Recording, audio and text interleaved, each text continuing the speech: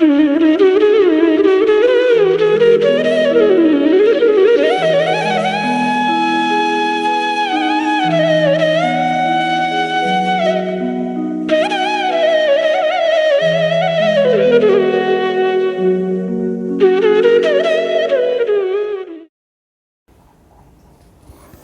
सभी को हाथ जोड़कर प्रणाम।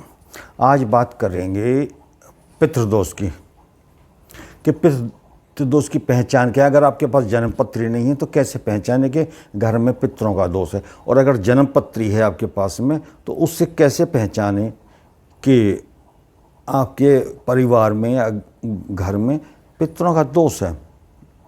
तो पहले बात करते हैं कि अगर जन्म पत्री नहीं है तो पितरों का दोष कैसे पहचाने।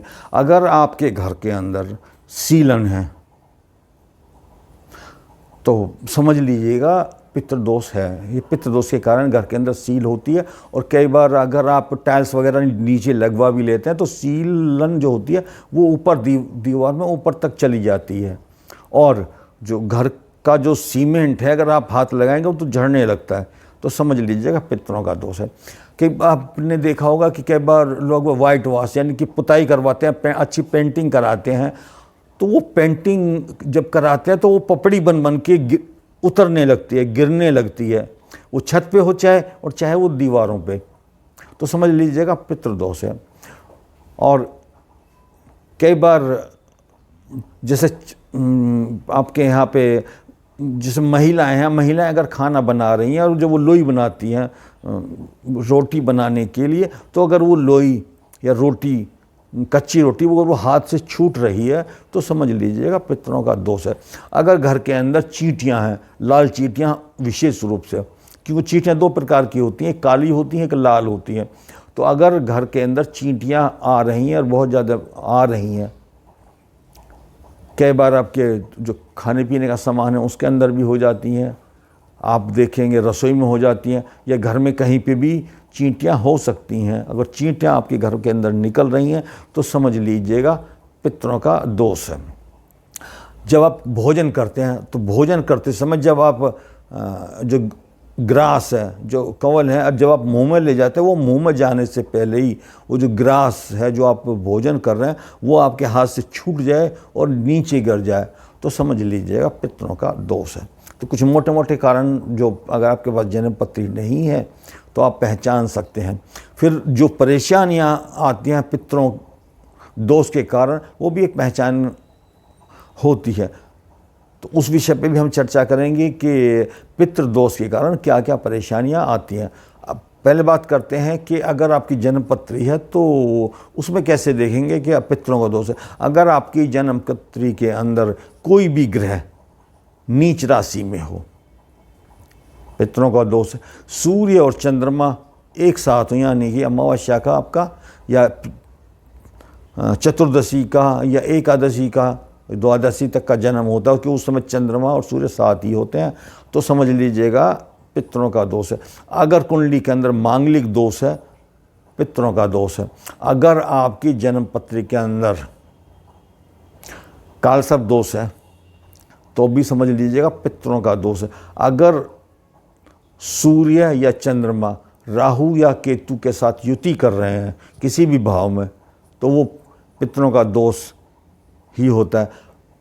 घर कुंडली के अंदर चांडाली बनेगी, बृहस्पति के साथ राहु आ जाते हैं, केतु आ जाते हैं, या फिर मंगल के साथ राहु आ जाते हैं, तो समझ लीजिएगा आपकी जो जन्म पत्री है उसके अंदर पितरों का दोष है। और अगर कोई शुभ ग्रह आपका 6-12 में चला जाता है तो ये पितृदोष के कारण होता है, क्योंकि आपकी जन्म पत्री होती है वो सब चीज़ों का बताती है कि ग्रह दोष क्या है या पितृदोष क्या है, दूसरे दोष क्या है। तो अभी हम चर्चा कर रहे हैं पितृदोष के ऊपर, बाकी जो दोष होंगे उन पर भी हम चर्चा करेंगे।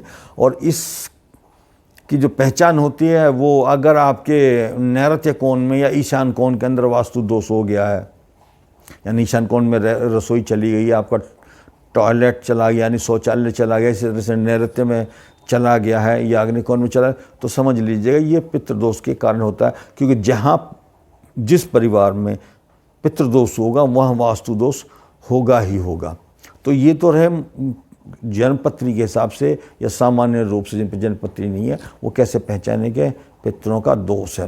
अब बात करते हैं कि पितरों के कारण होने वाली परेशानी, वो भी एक पहचान होती है कि अगर किसी का विवाह नहीं हो पा रहा है, विवाह योग्य हो गया, सब सारी योग्यताएं भी हैं, चाहे वो लड़का है लड़की है, अगर उसका विवाह नहीं हो रहा है या रिश्ता हो गया बार बार टूट रहा है, पति पत्नी में अनबन रहती है, या कई बार विवाह हो के नववधू घर में आती है और उनका जो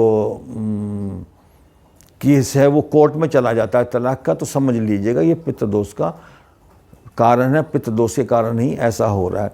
अगर आप व्यापारी हैं, आपकी दुकान पे ग्राहक आता है लेकिन वो आपसे सामान नहीं लेता है, पड़ोस वाली दुकान से जाके सामान ले लेता है, आपके इनकम बहुत हो रही है, अच्छी इनकम होती है लेकिन बरकत नहीं हो रही है, आप कर्ज नहीं चुका पा रहे हैं, एक कर्ज चुकाने के लिए दूसरा कर्ज ले रहे हैं, और कई बार जो व्यापारिक डील्स होती हैं, जो व्यापारिक अनुबंध होते हैं या ऑर्डर्स होते हैं, वो आपके कैंसिल हो जाते हैं। कुल मिला के व्यापार में सब प्रकार की जो परेशानियाँ अगर आती हैं तो समझ लीजिएगा पितरों का दूसरे की, अगर आप जॉब कर रहे हैं और जॉब आपकी जो योग्यता है आपकी जो प्रोफाइल है उसके अनुसार आपको जॉब नहीं मिला है, जो आपसे कम योग्य हैं उनके नीचे आपको काम करना पड़ रहा है, बार बार जॉब छूट रहा है और जॉब में अनेक परेशानियां आ रही हैं, आपकी नौकरी में परेशानियां आ रही हैं, तो समझ लीजिएगा पितरों को। जो सरकारी नौकरी करते हैं बार बार सस्पेंड हो रहे हैं और सरकार से परेशानी आ रही है, कोर्ट केस में वो फंस रहे हैं, कई बार सच में होता है और कई बार वो झूठा होता है, वास्तव में ऐसा होता नहीं है, लेकिन सरकारी मामलों में वो फंसते हैं और उनके पास उनके ऊपर जो दोष लगते हैं उन्हें कोर्ट में जाना पड़ता है। तो समझ लीजिएगा परिवार के अंदर पितरों का दोष है। कई बार ऐसी बीमारियां आ जाती हैं कि डॉक्टर कहते हैं बीमारी नहीं है, लेकिन बीमारी होती है और कई बार डॉक्टर बीमारी पकड़ नहीं पाते हैं और असाध्य बीमारी हो जाए, लंबी बीमारी हो जाए, तो समझ लीजिएगा पितरों का दोष है। अगर आपकी इनकम का एक बड़ा हिस्सा डॉक्टर के यहाँ जा रहा है, घर में एक व्यक्ति की बीमारी सही होती है, दूसरा बीमार पड़ जाता है, तो समझ लीजिएगा पितृ प्रकोप है, पितरों का दोष है। संतान जैसा मेहनत करती है वैसा फल नहीं मिल पाता है, वैसे उसके नंबर नहीं आ पाते हैं, गवर्नमेंट जॉब की तैयारी कर रहे हैं, पता चल रहा है कि जो मेरिट है जहाँ उसके नंबर है उसे एक नंबर कम पे ही फाइनल हो गई, तो समझ लीजिएगा पितृदोष है। तो जीवन में आने वाली ज़्यादातर जो समस्याएं हैं वो पितृदोष के कारण ही होती हैं। तो आप जो कारण मैंने बताए हैं अगर वो हैं, या किसी योग्य जो ज्योतिष के आचार्य हों, आप उन्हें अपनी कुंडली का विश्लेषण करा करके पता कर सकते हैं कि क्या परिवार में पितरों का दोष है, और वास्तु के हिसाब से भी आप घर का वास्तु चेक करा करके उससे भी पता चल जाता है कि परिवार में पितरों का दोष है या नहीं है। लेकिन इतना है कि अगर परिवार के अंदर पितरों का दोष है या प्रकोप है, व्यक्ति के जीवन में जो परेशानियां हैं उनका जो सिलसिला है वो कभी ख़त्म नहीं होता है, एक चैन के रूप में चलता रहता है, एक परेशानी ख़त्म होती है दूसरी शुरू हो जाती है। ऐसा व्यक्ति जीवन में अनेक परेशानियों और समस्याओं का सामना करता है। अब बात आती है कि अगर पता चल जाए कि पितरों का दोष है, पितरों का प्रकोप है, तो उस निवारण कैसे हो। तो निवारण के लिए सबसे अच्छा तरीका तो यह है कि आपकी जो दिनचर्या है, आपका जो खान पान है वो सही होना चाहिए। सही होने से मतलब मेरा है कि जिसका शास्त्र निषेध करते हों वो कार्य हमें नहीं करना चाहिए, वो खान पीन नहीं होना चाहिए। जैसे अगर आपकी रसोई के अंदर नॉन वेज बनता है, अंडे बनते हैं, मांस मच्छी बनती हैं, तो वो नहीं होना चाहिए। अगर वो किसी के यहाँ बन रहा है तो वो भी पितृ प्रकोप का एक कारण बनता है, और अगर आप उसका कोई निवारण भी कराते हैं, कोई पूजा पाठ भी कराते हैं, तो उसका फल आपको पूर्ण रूप से प्राप्त नहीं होगा। दूसरा, आपकी जो दिनचर्या है वो सही हो, जैसे झूठ बोलना है, किसी को परेशान करना है, किसी का धन का अपहरण करना है, बहुत सारी चीज़ें हैं। और जो भागवती के लोग हैं वो सब जानते होंगे कि जो भारतीय कानून है उसके साथ साथ एक भागवतिक कानून भी होता है। तो भारतीय कानून से तो लोग बाग कुछ धन दे के, सुविधा शुल्क दे के उसको बच सकते हैं, लेकिन भागवतिक कानून में ऐसा नहीं होता। वहाँ जो एक्चुअल होता है, अगर आपने दोष किया है तो उसका दंड मिलता ही मिलता है। अब बात आते हैं कि आपको क्या क्या करना चाहिए। कि एक तो जो कार्य मैंने बताया कि आपकी रसोई में नॉनवेज नहीं होना चाहिए, और कई लोग घर में ला करके मदिरा का सेवन करते हैं, अपने बेडरूम में पीते हैं, आपके ड्राइंग रूम में जो शराब पीते हैं बैठ करके पिलाते हैं किसी को, तो वो पितृदोष का कारण भी बनता है, और पितृदोष का उपाय करने के बाद में उसका आपको लाभ नहीं मिलता है। तो दो चीज़ों का आपको विशेष ध्यान रखना है कि घर में नॉनवेज का प्रयोग ना हो रसोई में, और आप घर के अंदर जो मदिरा पीते हैं, शराब पीते हैं, उसको ना पिए। नशे में बहुत सारी चीज़ें आती हैं, चाहे आप गुटखा खा रहे हो, तम्बाकू वाला प्रयोग कर रहे हो, बीड़ी सिगरेट पीते हो या शराब पीते हो, तीनों एक ही कैटेगरी में, यानी किसी भी प्रकार का नशा शास्त्र के अंदर वर्जित है, और उपाय कराने के बाद में भी आपको उसकी फल की प्राप्ति लाभ नहीं मिलेगा। एक भगवान शंकर के मंदिर में आप सुबह के समय जाएं और भगवान का अभिषेक करें, सादा जल से करें या दूध मिश्रित जल से करें। उनसे निवेदन करें कि अगर घर के अंदर कोई परेशानी है, पितृदोष है, कृपया करके हमारे पर कृपा करें और उसका निवारण कर दें। जो गलतियां आपने की हैं या जो चीज़ें मैंने बताई हैं उनके लिए क्षमा याचना करें, और भविष्य में आप ना करें। एक गौ ग्रास प्रतिदिन निकालें। गाय को प्रतिदिन आप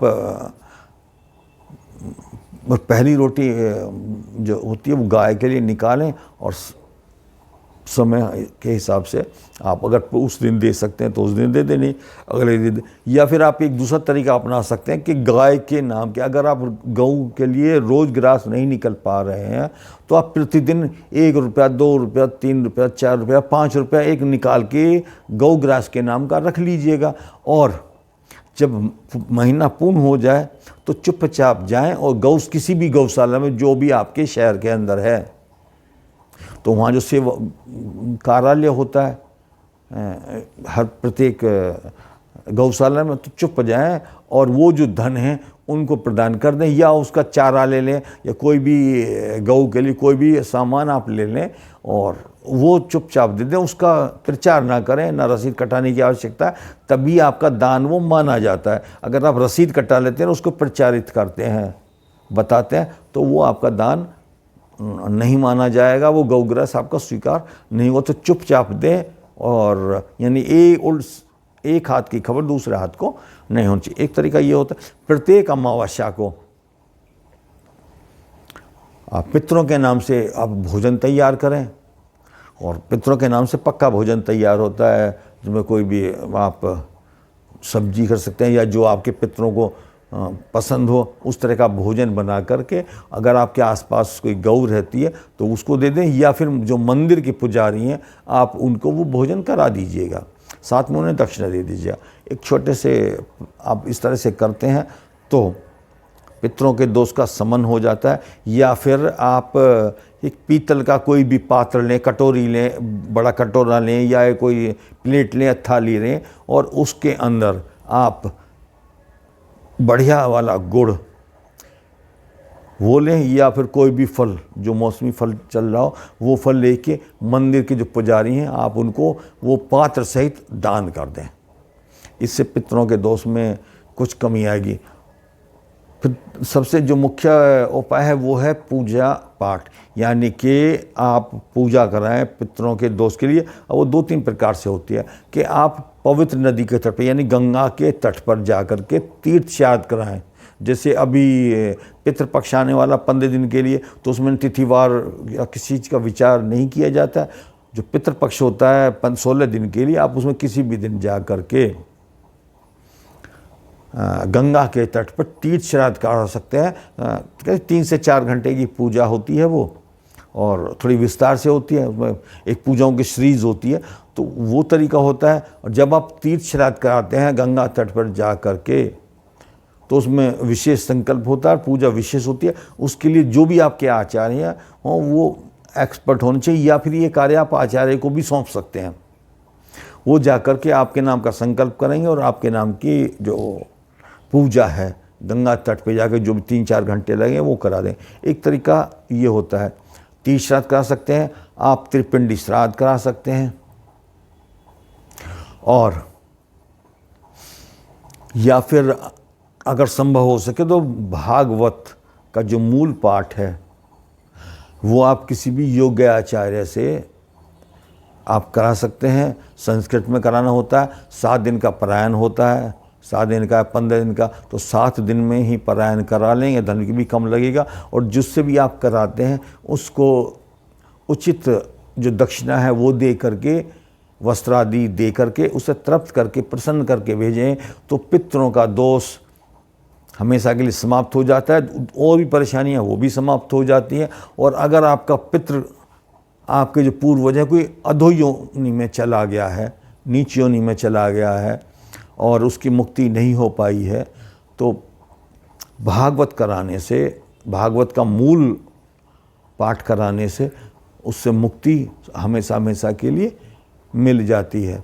और कई बार हमने देखा है कि कई लोग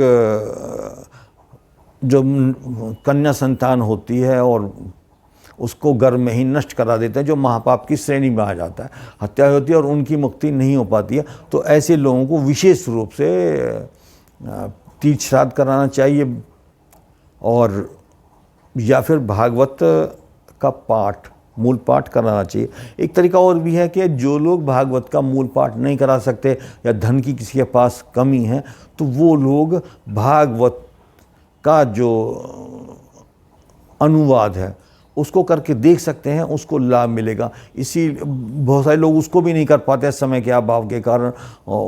उसके लिए हमने थोड़ा सा प्रयास भी किया है कि भागवत का जो हिंदी अनुवाद है वो संपूर्ण हम अपने चैनल पर डाल देंगे, और प्रतिदिन आपको केवल इतना करना है कि जो आपके पूर्वज हैं उनकी फ़ोटो लगा करके वहाँ एक जल का पात्र रखेंगे, दीपक जला देंगे, और प्रतिदिन का जो पाठ होगा वो चला करके आप वहाँ रख दीजिएगा। आप खुद सुनना चाहें खुद भी सुन सकते हैं, नहीं उसको उनको सुनाइएगा, उनकी निश्चित रूप से मुक्ति होगी और पितृदोष से आपको मुक्ति मिल जाएगी, उसका निवारण हो जाएगा। तो 7 दिन का एक हम कोशिश कर रहे हैं कि हम आपके लिए एक हिंदी अनुवाद के साथ ले करके आए, या आप अपने आप भी करना चाहें तो अपने आप भी कर सकते हैं। ये सर्वोत्तम तरीका होता है भागवत का, कि जब सब तरीके फेल हो जाते हैं तो भागवत का मूल पाठ कराने से या स्वयं करने से, सुनने से पितृदोष से हमेशा के लिए मुक्ति मिल जाती है।